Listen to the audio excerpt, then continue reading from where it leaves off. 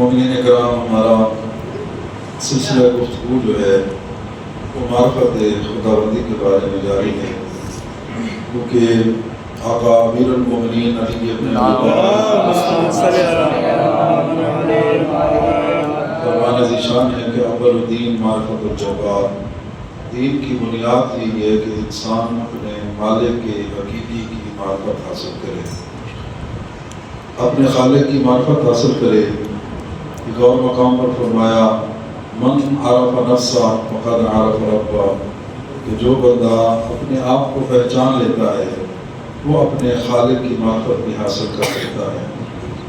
ہمیں چاہیے کہ ہم اپنے خالق حقیقی، مالک حقیقی کی معرفت حاصل کریں جو ہمارے دین کی بنیاد ہے،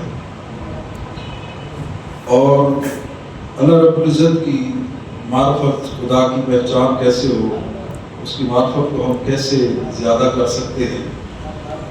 وجود خدا پر سب سے پہلے بھی یہ ہے کہ انسان کا اس خالق کی ذات پر یقین کامل ہو، اور جب خدا پر یقین ہوگا تو اس وقت معرفت کے مرحلے انسان کے لیے آسان ہوں گے۔ تو اللہ رب العزت کی جو معرفت ہے اس کے وجود کی دلیلیں ہیں، وہ انسان کو چاہیے قرآن اور حدیث سے تلاش کرے کہ اپنے طور پر میں اپنے مالک کی معرفت حاصل کرنا چاہتا ہوں تو میں خدا کی معرفت کیسے حاصل کر سکتا ہوں، کیسے میں اپنے خالق کو پہچان سکتا ہوں۔ خالق کی پہچان کا پہلا طریقہ یہ ہے، وجود کائنات کے بارے میں جب انسان غور کرتا ہے تو خدا کے وجود پر پہلی دلیل یہ ہے کہ ایک فارمولہ ہے، قانون ہے کہ جس کے تحت خدا کی معرفت جو ہے وہ بہت آسان ہو جاتی ہے کہ کوئی چیز بنانے والے کے بغیر نہیں بن سکتی۔ لیکن وہ لوگ جو کہتے ہیں کہ کائنات خود بخود بن گئی ہے، بگ بینگ کا نظریہ، اسی طرح کمیونسٹ ہیں کہ اس کائنات کا خالق کوئی نہیں ہے، دہریہ ہیں جو وجود خدا کے قائل نہیں ہیں، تو ان کے لیے بہترین عقلی دلیل جو ہے وہ ہمارے علماء کرام نے بیان فرمائی۔ صاحب کتاب مجالس المتقین نے ایک واقعہ بڑا خوبصورت لکھا کہ وجود خدا کو سمجھنا ہے تو یہ بہترین دلیل ہے۔ وہ فرماتے ہیں کسی ملک کا بادشاہ جو دہریہ تھا، دہریہ کہتے ہیں کہ وہ لوگ جو اللہ کے وجود کو نہیں مانتے، وہ کہتے ہیں خود بخود کائنات بن گئی، اس کا کوئی خالق نہیں ہے۔ صاحب ظاہر خالق مانیں گے تو اس کی بات بھی ماننی پڑے گی، لہٰذا خالق ہی نہ مانو تو اس کی بات ماننے کی کیا ضرورت ہے۔ لہٰذا معرفت خدا کا مطلب ہی یہی ہے کہ جب ہم خدا کی ذات کو پہچان لیں گے، معرفت حاصل کر لیں گے تو پھر خدا کی بات کو بھی ماننا پڑے گا، ذات کی معرفت کے ساتھ ساتھ پھر بات پر بھی عمل کرنا پڑے گا۔ اس بادشاہ کو سمجھانے کے لیے کہ کس طرح میں اس بادشاہ کو سمجھاؤں کہ جو اللہ کی معرفت نہیں رکھتا، معرفت رکھنا کمی بیشی تو اور مسئلہ ہے، بندہ کہتا ہے کہ میں خدا کو مانتا ہی نہیں ہوں، تو اس کو کیسے سمجھاؤں؟ اس کے ذہن میں ایک مشورہ، آئیڈیا آیا، کیونکہ وزیر تھا، اس نے ایک فنڈ مختص کیا، جنگل میں جا کر اس نے مستریوں کو حکم دیا کہ بہترین عمارت جو ہے وہ تعمیر کی جائے اور بہترین باغ بنایا جائے، اچھا بہترین ماحول ہو، صاف ظاہر ہے کہ وہ بادشاہ کے لائق ماحول ہو۔ اچھا جیسے ہی خفیہ طریقے سے اس نے وہ بلڈنگ بنوا لی، وہ محل بنوا لیا، بہترین باغ بنوا لیا۔ اب اس نے بادشاہ سے ایک دن کہا، بادشاہ سلامت، اکثر آپ شکار کے لیے جاتے ہیں، آئیے آپ شکار کے لیے جاتے ہیں۔ بادشاہ نے کہا ٹھیک ہے۔ بادشاہ اپنے وزیروں مشیروں اس کو وزیر کو ساتھ لیا، جیسے ہی وہ جگہ پر پہنچا تو حیران ہو گیا، اپنے وزیر سے کہتا ہے کہ وزیر یہ بتاؤ پہلے بھی ہم شکار پر آتے ہیں، اس جگہ پر اس قسم کی بلڈنگ تو نہیں تھی، یہ کس نے بنوایا؟ اب وزیر کہتے ہیں بادشاہ کسی نے نہیں بنوائی۔ کیا مطلب کسی نے نہیں بنوائی؟ بہت بن گئی ہے، پچھلی دفعہ نہیں تھے، اس دفعہ آئے ہیں تو بن گئی ہے، بہترین بلڈنگ بن گئی ہے، بہترین باغ پہ تیار ہو گئے، آئیے چھوڑے، کس نے بنائی نہیں بنائی، آئے سیر کرتے ہیں۔ بادشاہ ہو گیا، کہا میں تو آپ کو اپنا قابل وزیر سمجھتا ہوں، اتنی عقل بھی نہیں ہے آپ کے اندر، اور آپ کیسے کہہ رہے ہیں کہ یہ بلڈنگ صحرا کے اندر، پچھلے سال جب ہم آئے تھے یہاں شکار کے لیے تو کوئی کچھ بھی نہیں تھا، اتنی بہترین بلڈنگ بن گئی، باغ بن گیا اور یہ آباد ہے، تو اس کا مطلب ہے اس کا کوئی بنانے والا ہے۔ اس نے کہا بادشاہ جان کی امان پاؤں تو کچھ عرض کروں، میں جب کہتا ہوں کہ اس کائنات کا خالق ہے، آپ کہتے ہیں کوئی نہیں ہے، آپ یہی سوچئے یہ بلڈنگ چھوٹی سی بنانے والے کے بغیر نہیں بن سکتی تو اتنی بڑی کائنات خالق کے بغیر کیسے؟ اتنی بڑی کائنات، اس کا نظام، کہ شب و روز ہر چیز پکار کے کہہ رہی ہے کہ میرا کوئی خالق ہے، اور خالق بھی تبارک اللہ احسن الخالقین، بابرکت ہے وہ خدا کہ جس نے یہ ایسا عظیم الشان کائنات کا انتظام فرمایا۔ تو وجود خدا، خالق کی معرفت حاصل کرنے کا پہلا طریقہ یہ ہے کہ آپ ایمان اور یقین کامل رکھیں کہ جس طرح یہ چھوٹی چھوٹی چیزیں بغیر خالق کے بنانے والے کے نہیں بنتی، تو اتنی بڑی کائنات بھی خالق کے بغیر۔ اب خدا کو ماننا ہے تو اس کا ایک اور آسان سی دلیل ہے جس کے ذریعے ہم مزید اپنے خدا کی معرفت حاصل کر سکتے ہیں۔ دوسرا دلیل یہ ہے کہ اللہ رب العزت نے 7 لاکھ انبیاء کرام بھیجے۔ کتنے نبی آئے؟ 7 لاکھ انبیاء کرام، حضرت آدم علیہ السلام سے لے کر ہمارے نبی خاتم حضرت محمد مصطفیٰ۔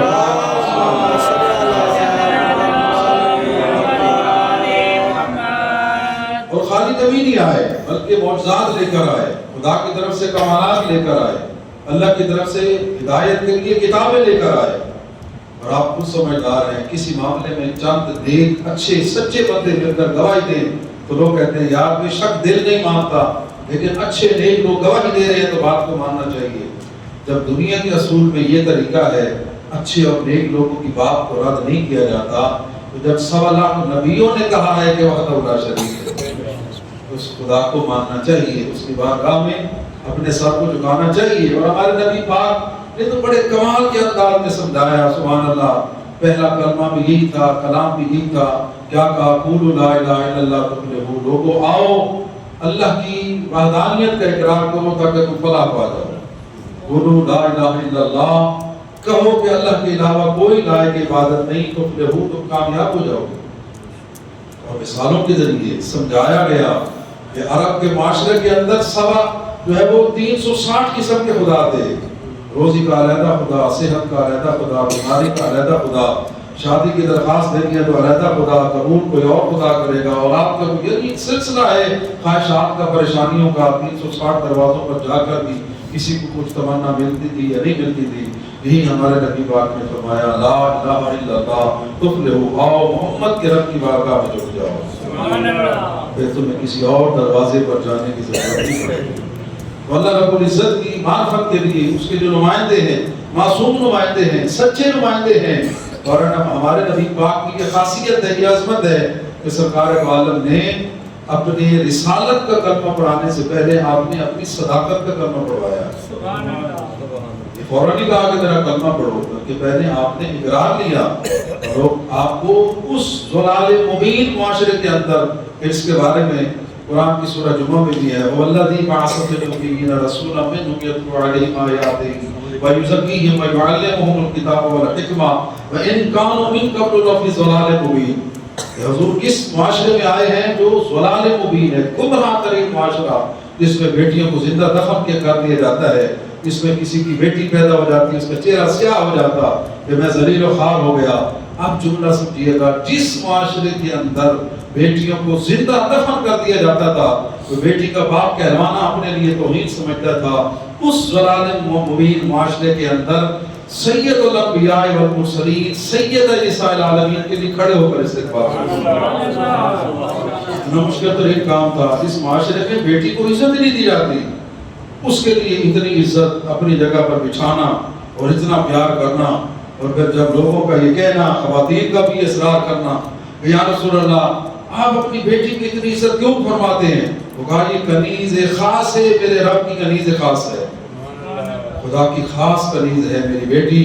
اور پھر دوسرا جملہ یہ فرمایا کہ میں جب جنت کا مشتاق ہوتا ہوں، میں اپنی بیٹی فاطمہ کا بوسہ لیتا ہوں، مجھے جنت کی خوشبو آتی ہے، سبحان اللہ۔ یعنی جس بیوی کا وجود، اور یہ فرمایا کہ میرے نواز سے جنت کے دخول ہے، یہ وہ گھرانہ ہے، طیب ہوتا ہے گھرانہ جن کی معرفت۔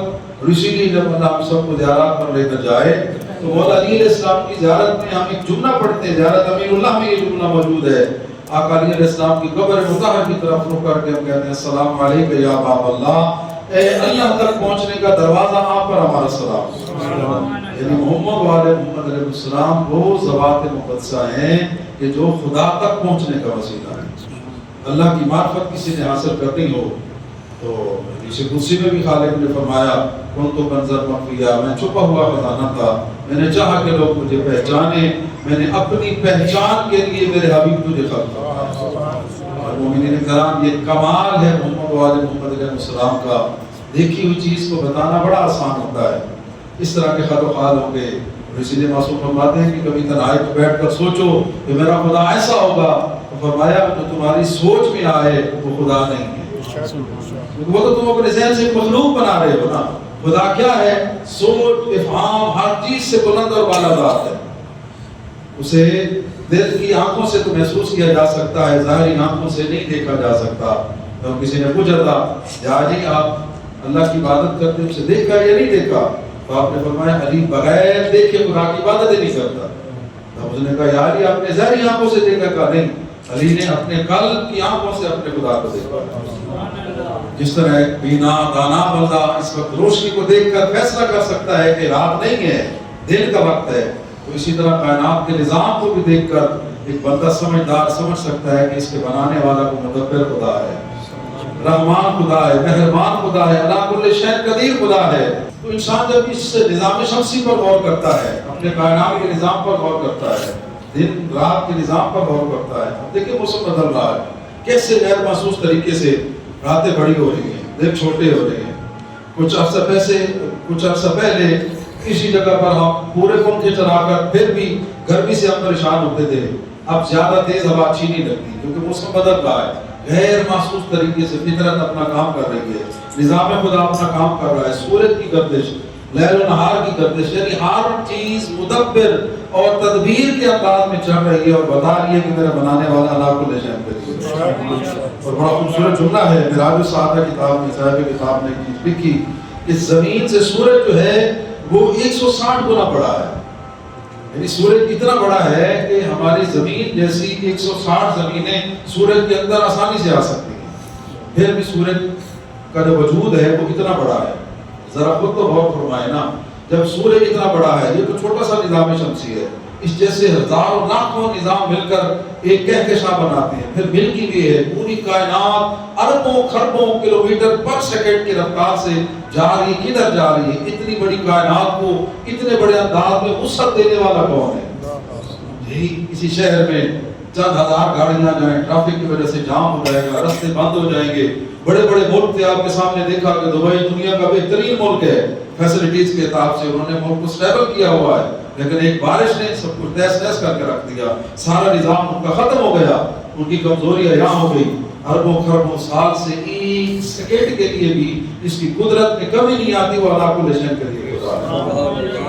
کیسے طریقے سے کائنات کا نظام چل رہا ہے، اور فرمائے نا، چھوٹی چھوٹی چیزوں سے بڑی بڑی معرفت کو ہم انسان پہنچ سکتا ہے۔ یہ سورج جو ہے اس کی ہم حرارت سردی گرمی میں اس کی روشنی کے بغیر گزارا نہیں ہوتا، اور یہ سورج اتنی بڑی نعمت ہے مومنین کرام کہ میرے پاس علامہ ذیشان جوادی صاحب کی تفسیر ہے، اس میں انہوں نے سورہ نبا کے ذیل میں لکھا ہے کہ ایک دن اگر سورج کی روشنی نہ ہو، اگر ہم مصنوعی طریقے سے اس قسم کی روشنی بجلی کے ذریعے پیدا کرنا چاہیں تو اربوں ڈالر خرچ کر کے بھی ہم ایک گھٹا کائنات کے ایک حصے کو روشن نہیں کر سکتے۔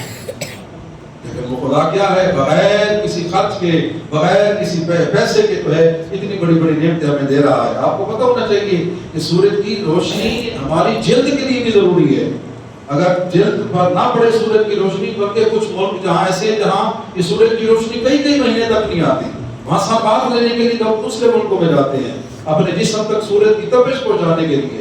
اللہ نے ہمیں بے مثال اور بے حساب نعمتیں عطا کی۔ ایک ہی جملہ کہا، میرے بندے میں نے پوری کائنات کو تیرے لیے پیدا کیا ہے اور تجھے میں نے اپنی عبادت کے لیے کہا۔ یہ نعمتیں کہا کلوا واشربوا ولا تسرفوا، میری نعمتیں دی ہیں، حلال طریقے سے کھاؤ بھی اور اسراف نہ کرو، جتنی طلب ہے کھا سکتے ہو کھاؤ پیو، بچ گئی ہے تو اس کو ضائع نہ کرو، کسی دوسرے کو دے دو تاکہ وہ کھائے۔ ضائع کرو گے تو گناہ ہے، صحیح استعمال کرو گے، اسی طاقت سے عبادت کرو گے، مشن آل محمد پر عمل کرو گے تو وہ ایک ایک لقمہ کھانا بھی ثواب کا درجہ رکھتا ہے۔ 160 گنا بڑا ہے سورج ہماری زمین سے۔ اچھا کیا خوبصورت جملہ ہے، اس کی رفتار کتنی ہے؟ آئیے آج آپ کو رسول اللہ کی زبان سے سورج کی رفتار کے حوالے سے ایک جملہ سناتا ہوں۔ آقا دو جہاں کی ذات پہ باواز بلند صلوات۔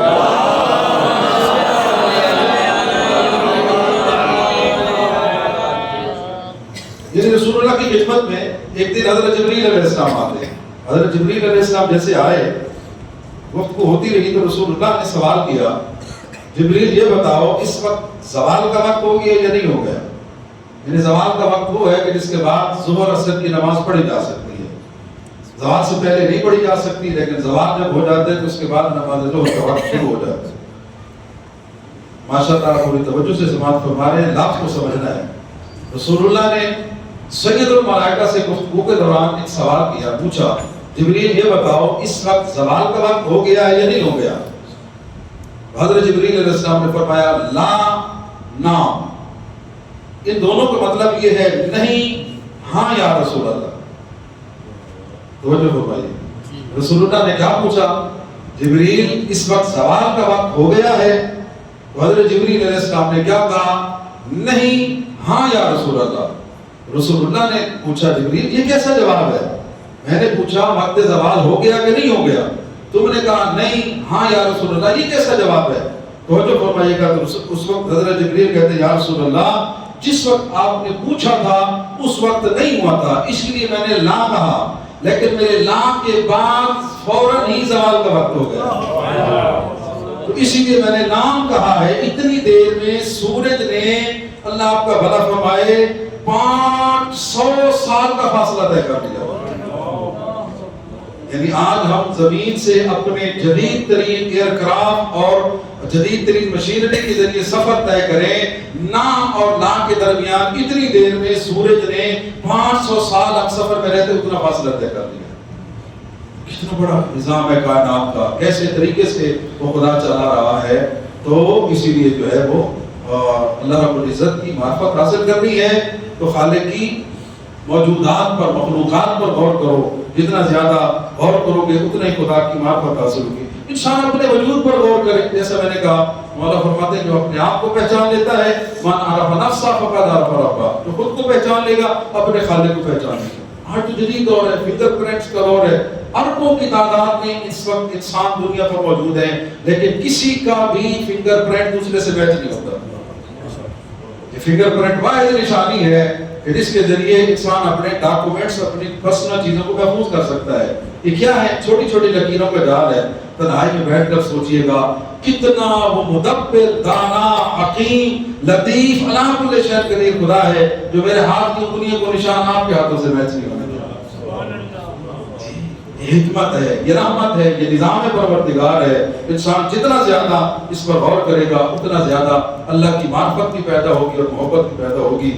اسی لیے اللہ رب العزت نے سورہ یونس میں ارشاد فرمایا ان فی اختلاف اللیل والنہار وما خلق اللہ فی السماوات والارض لآیات لقوم یتقون. اللہ فرماتا ہے کہ جو کچھ بھی یہ سورج کی اور دن رات کی جو اختلاف ہے, کبھی دن بڑے ہو گئے, کبھی چھوٹے ہو گئے, راتیں بڑی ہو گئی, راتیں چھوٹی ہو گئی, کبھی شدید گرمی ہو گئی, کبھی شدید سردی ہو گئی, یہ دن اور رات کا جو اختلاف ہے, آسمانوں اور زمینوں کے درمیان جو کچھ بھی اللہ نے پیدا کیا ہے, لآیات لقوم یتقون, یہ متقیوں کے لیے نشانیاں ہیں. یعنی آپ دیکھیں نماز متقی کے لیے, روزہ متقی کے لیے, حج متقی کے لیے, اب یہ کائنات کی نشانیاں بھی متقی کے لیے ہیں. کہ دو چیزیں کبھی اکٹھی نہیں ہو سکتی, ضد چیزیں اکٹھی نہیں ہو سکتی. جو ضد چیزیں ہوتی ہیں, اس وقت دن ہے تو رات نہیں ہو سکتا, اگر رات ہوگی تو وہ دن نہیں ہوگا. عقل ہوگی تو جہاں علم ہوگا وہاں جہالت نہیں ہوگی, جہاں جہالت ہوگی وہاں علم نہیں ہو سکتا. ظلمت اور نور برابر نہیں ہو سکتے. اہل محمد کے اقدار پر تشریف فرمائیں, لطیف نقطہ, بڑے بڑے مجالس کا نقطہ آپ مجموعوں میں عرض کر رہا ہوں, توجہ فرمائیے گا. دو چیزیں اکٹھی نہیں ہو سکتے ہیں, اور اس کے لیے ایک بڑا خوبصورت جملہ ہے تو دونوں عین, علی میں بھی عین ہے اور خلیفہ ثانی کے نام میں بھی عین ہے. توجہ فرمائیے گا. اسی لیے کسی نے پوچھا تھا ہمارے غالب سے کہ قبلہ علی میں بھی عین ہے اور دوسرے خلیفہ کے نام عمر میں بھی عین ہے, تو ان میں کیا فرق ہے؟ تو انہوں نے فرمایا اس عین میں وہی خواہ والا فرق ہے جو حلال اور حرام میں ہوتا ہے. لفظ برابر نہیں ہوتے, مطلب برابر نہیں ہوتا, معنی برابر نہیں ہوتے, یہ الفاظ برابر نہیں ہوتے. اور اس لیے مومنین کرام, جس دل کے اندر آل محمد کی محبت ہوگی اس دل میں دشمنان آل محمد کی محبت نہیں آ سکتی. یہ اپنے ذہن میں رکھیے گا. اور صاف ظاہر ہے کہ جو آل محمد سے محبت کرے گا ان کے عمل کو بھی اپنانے کی کوشش کرے گا، اور صاف ظاہر ہے جس دل میں آل محمد کی محبت ہوگی تو پھر اس زندگی کے اندر آل محمد کے دشمن والا عمل نہیں پایا جانا چاہیے، کیونکہ اگر عمل ہوگا تو پھر محبت کی درجات میں کمی کا ذریعہ بنے گا۔ اور یہ قرآن کی آیت ہے سورہ احزاب کے اندر، ما جعل اللہ لرجل من قلبین فی جوفہ، اللہ قرآن میں فرماتا ہے کسی بندے کے اللہ نے دو دل نہیں بنائے۔ یہ قرآن سے آپ کو سمجھا رہا ہوں، میں پوائنٹ کی طرف متوجہ کرنا چاہتا ہوں۔ دوسرے خطبے میں کسی نہ کسی چیز کی طرف ہم غفلت کا شکار ہیں، جب یہ غفلت کا پردہ ہٹے گا، اللہ نے دو دل نہیں بنائے۔ مقصد یہ نہیں ہے کہ کسی دل میں ابھی میں 10 منٹ میں بیٹھ کر قرآن پاک کی تلاوت کر لوں، پھر سورہ یاسین بھی پڑھ لوں، حدیث کتاب بھی پڑھ لوں، اور اگلے دن میں وہاں بیٹھ کر میں گانے سننا شروع کر دوں، تو ایک دل کے اندر دو چیزیں نہیں آ سکتی، یا قرآن اور آل امت کی بلا ہوگی یا ان کے دشمنوں والا عمل ہوگا۔ اگر کوئی غلط فہمی کا شکار ہے، مولا علی علیہ السلام نے زازان جو قریبی ساتھی تھا حضرت سلمان محمدی کا، اس سے کہا تھا آقا امیر المومنین زازان، میں نے سنا ہے کہ تیری آواز اچھی ہے اور تو لوگوں کو جو ہے وہ اس دور کے دوڑے مائی ہے اور گانے سناتا ہے، بس جب امیر المومنین کیا کروں، لوگ آ جاتے ہیں اور کہتے ہیں بڑا اچھا سانگی لطف مند ہے تو میں ان کو سنا دیتا ہوں۔ مولا نے دو ٹوک فرمایا، یا یہ چھوڑ دے یا علی کو چھوڑ دے۔ جو کہ ایک دل میں دو چیزیں نہیں آ سکتی، آل محمد کی محبت ہے تو ان کے دشمنوں والا عمل چھوڑنا ہوگا، اگر ان کی محبت ہے تو پھر ان کے دشمنوں والا عمل، اور یہ دو چیزیں ایک دل میں کبھی جمع نہیں ہو سکتی۔ اور اسی لیے مولا امیر المومنین کا بھی یہ فرمان ہے، کسی نے پوچھا یا علی اس آیت کا کیا مطلب ہے، تو آپ نے فرمایا خدا نے کسی شخص کے سینے میں دو دل نہیں بنائے کہ ایک دل سے خدا اور آل محمد سے محبت کرے اور دوسرے دل سے جو ان کے دشمن ہیں ان سے محبت کرے۔ اور میں کہوں سی میں کو زمزم بھی چنگا لگتا ہے، کربلا امام حسین علیہ السلام دے ہر پر پانی بھی چنگا لگتا ہے، لیکن کیا کرا کہیں کہ نہیں شراب بھی چنگی لگتی ہے، ممکن ہی نہیں ہے جسے یہ پاک پانی جس کے منہ کو لگ گیا وہ ناپاک سے اپنے آپ کو بچائے گا، اور جس زبان سے امیر المومنین اور ان پاک وسیلوں کا نام آ گیا ان کے دشمنوں کو تذکرہ اس کی زبان پر نہیں آئے گا۔ جس وجود پر علی اور ولی اللہ کی حکومت ہوگی، غیر علی کا وہاں حکومت کا تصور ہی پیدا نہیں ہو سکتا۔ یہ چیزیں ایک دل میں ایک مقام پر کبھی جمع نہیں ہو سکتی۔ باواز بلند سے بات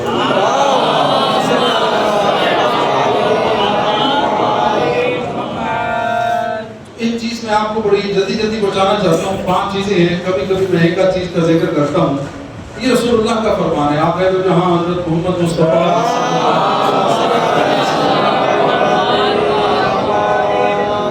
نے ارشاد فرمایا، اللہ رب العزت ارشاد فرماتا ہے انی وضعت خمسة اشیاء فی الخمسة والناس یطلبون فی خمسة اخرى فمتى یجدون۔ اللہ نے 5 چیزوں کو 5 چیزوں میں ہی رکھا ہے، لیکن لوگ ان 5 چیزوں کے علاوہ دوسری چیزوں میں تلاش کرتے ہیں۔ فرمایا کیسے لوگ وہاں پہنچ سکتے ہیں؟ وہ 5 وہیں ملیں گی جہاں ان کی جگہ ہے۔ خیر پور کا اطلاق حدود خیر پور کے اندر ہوگا، خیر پور کے حدود سے نکلیں گے تو یہ حاصل پور شروع ہو جائے گا، یہ ادھر سے بھاول پور شروع ہو جائے گا۔ اللہ نے 5 چیزوں کو 5 میں رکھا ہے، ان کے علاوہ کسی چیز میں نہیں رکھا۔ جس دل پر آل محمد کی بلا ہے اس دل میں غیر آل محمد کی بلا نہیں آنی چاہیے۔ اگر یہ چیزیں بڑھ رہی ہیں تو انسان کو چاہیے کہ تنہائی میں بیٹھ کر محاسبہ کرے، اور بہترین طریقہ انسان کو اپنی پہچان کرنے کا کہ مجھے ذکر خدا اچھا لگتا ہے یا گانے اچھے لگتے ہیں۔ اگر خدا نخواستہ گانے اچھے لگتے ہیں تو اس کا ایمان کمزور ہوتا جا رہا ہے، اور اسے ان چیزوں سے اپنے آپ کو اور اپنی زندگی کو بچانے کی ضرورت ہے۔ اللہ فرماتا ہے کہ پہلی چیز انی وضعت العلم والحکمہ فی الجوع، اللہ فرماتا ہے کہ میں نے علم اور حکمت کو بھوک میں رکھا ہے۔ لوگ یہ سمجھتے ہیں کہ ہم اچھے سے اچھے سسٹم میں جا کر آپ دنیا کی ڈگریاں تو حاصل کر سکتے ہیں، لیکن علم کے لیے آپ کو مشکلات برداشت کرنی پڑیں گی۔ اگر مشکلات نہیں ہوں گی تو پھر آپ حقیقی علم تک نہیں پہنچ سکتے۔ دوسرا وضعت الراحۃ فی الجنہ والناس یطلبون فی الدنیا، اللہ فرماتا ہے کہ میں نے راحت کو، سکون کو، آرام کو جنت میں رکھا ہے، لوگ دنیا میں تلاش کرتے ہیں، کبھی پا نہیں سکتے۔ ایک بندہ دبئی چلا گیا، سعودیہ چلا گیا، باہر کے ملک چلا گیا، اسی زمین میں جیسے کاروبار کرے تو مزے کر کے کھا، پہلے پیسہ نہیں تھا، جب پیسہ آ گیا کھانے کی طاقت ہی نہیں ہے۔ ڈاکٹروں نے لمبی لسٹ پکڑا دی، سیدھا وہ شوگر بھی ہے، بلڈ پریشر بھی ہے، ساری بیماریاں ہی ہوئے، کچھ بھی نہیں کھا سکتے۔ یعنی جب چیز نہیں ہوتی تو کھانے کو دل کرتا ہے، جب آ جاتی ہے تو کھانے کی طاقت ہی نہیں ہوتی۔ اللہ فرماتا ہے میں نے دنیا کے اندر راحت اور سکون کو نہیں رکھا، میں نے راحت اور سکون کو جنت میں رکھا ہے۔ یہاں کی سختیاں برداشت کرو تاکہ آخرت میں جنت کے رہنے کے قابل بن سکو۔ لوگ کہتے ہیں کتنے مزے کر بھی تو ہر سارے جو اپنے مولا حسن مولا فرماتے ہیں نبی پاک چوپڑیاں تے دودو نہیں ملدیاں، بابا سے بلند صلوات پڑھتے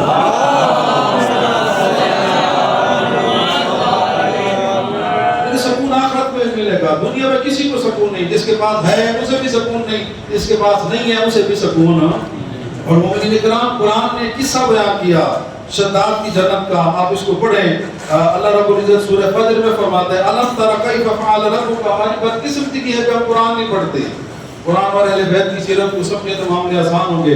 سورہ فجر کے اندر اللہ نے فرمایا میرے حبیب کیا لوگوں نے وہ ارم ذات ارم اور قوم عاد کا قصہ نہیں پڑھا جس نے 300 سال کے عرصہ میں شداد نے جنت بنوائی، عیش کے لیے محل بنوایا تھا، جس کی ایک اینٹ سونے کی ایک اینٹ چاندی کی، مشک و عنبر خوشبو گارے کے طور پر اعلیٰ قسم کی نعمتیں۔ 300 سال کے عرصہ میں 1 لاکھ مستری اور مزدور نے اس شداد کی جنت کو بنایا تھا۔ لیکن ہوا کیا، شداد گھوڑے پر سوار ہو کر جنت میں داخل ہونا چاہتا ہے، سامنے دیکھا کبھی اور ہیکل جوان کھڑا ہوا ہے، کہا میری اجازت کے بغیر تو کیسے اندر چلا گیا؟ اس نے جھڑک کر کہا میں وہ ہوں جسے کسی سے اجازت لینے کی ضرورت ہی نہیں ہے۔ ہم نے موت اور حیات کے نظام کو نہیں سمجھا ہے، آنے کی ترتیب ہے، دنیا سے جانے کی ترتیب۔ ہم میں سے کسی کو بندے کو پتہ نہیں کہ اگلا سانس ہم لے سکیں گے یا نہیں لے سکیں گے، لہٰذا مولا نے فرمایا کوشش کرو یہ سانس جو آئے اللہ اور آل محمد کی اطاعت میں آنا چاہیے۔ جب بھی نافرمانی میں مصروف کو بچنے کی کوشش کرو۔ اللہ نے اگر ایسی حالت میں موت آ گئی میں اللہ کو کیا جواب دوں گا؟ 300 سال کے عرصہ میں جنت بنا کر اندر داخل ہونے نہیں لگا، ایک پاؤں باہر تھا ایک اندر تھا۔ اللہ نے مار کر بتا دیا کہ ساری کائنات سارا نظام اس خدا کے ہاتھ کے اندر ہے۔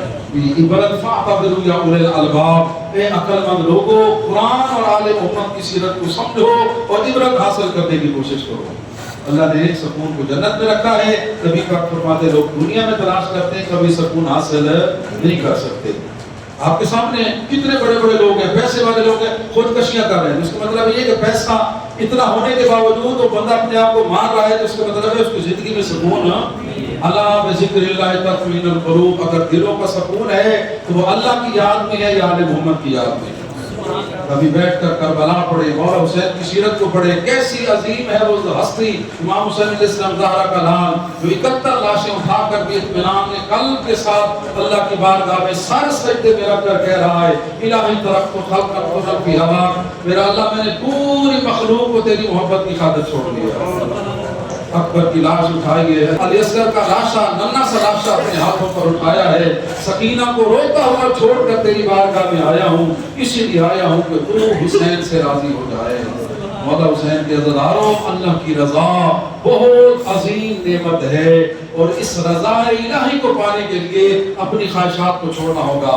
اسی لیے مولا حسین علیہ السلام کا فرمان ہے الناس عبید الدنیا، مولا حسین کا فرمان نہ ہوتا پڑھنے کی جرات نہ کرتا، مولا فرماتے ہیں اکثر لوگ دنیا کے غلام ہیں، ہمارے غلام بہت کم ہیں۔ تنہائی میں بیٹھ کر دیکھیے گا کہ میں خواہشات کو پسند کرتا ہوں یا مولا کے فرمان کو پسند کرتا ہوں، اور فرماتے ہیں جو ہمارا غلام ہو جاتا ہے پھر اللہ اسے دنیا آخرت کی سعادتیں عطا کرتا ہے۔ ذرا تنہائی میں بیٹھ کر سوچئے گا، آج میں نے جملہ پڑھا ہے، کافی دن ہو گئے ہم نے مسائل نہیں پڑھ سکے، ایک جملہ سن لیجئے۔ حارث شامی جو کربلا سے شام تک اکٹھا تھا فوج میں، وہ کہتا ہے میں نے دیکھا ایک 4 سال کی بیٹی ہے مولا حسین علیہ السلام کی، جو بار بار اپنے بابا کے کٹے ہوئے سر کی طرف دیکھتی ہے، لیکن وہ اتنے ظالم تھے فوجی، ان کے ڈر کی وجہ سے وہ بچی نہیں جا سکتی۔ یہ کہتے ہیں کہ ہم نے امام حسین علیہ السلام کے سر کو ایک درخت کے اوپر روکے نیزے پر لٹکا دیا، ساری رات بچی چپ کر کے دیکھتی رہی، لیکن جب صبح کا وقت آیا اکثر لوگ سو گئے، میں جاگ رہا تھا، اجرکم علی اللہ۔ یہ کہتے ہیں دیکھو تو صحیح بچی کیا کرتی ہے، چلتے چلتے دعا کرو کسی اولاد کو باپ اس حالت میں نہ ملے، اس حالت میں میرے مولا حسین کا کٹا ہوا سر تھا، تو قربانیاں دی ہم گناہ گاروں کی حفاظت کے لیے تاکہ ہم سعادت مند بن سکیں۔ یہ بچی قریب گئی، سر کو دیکھ کر کہتی بابا تیری رقم کو کس نے کاٹا ہے، بابا تیری بیٹی کو تمانچے لوگ مارتے ہیں، بابا مجھے سکون سکون سے نہیں رہنے دیتے. یہ کہتے ہیں میں نے دیکھا کہ سارے حسین نو کے نیزہ سے نیچے آیا, بیٹی کو پیار کر کے کہا میری بچی دنیا چند روزہ ہے, تھوڑا سا صبر کر لے, اللہ ہمیں بھی اجر دے گا اور ہمارے وسیلے سے ہمارے عزاداروں کو بھی خدا بڑا اجر عطا کرے گا.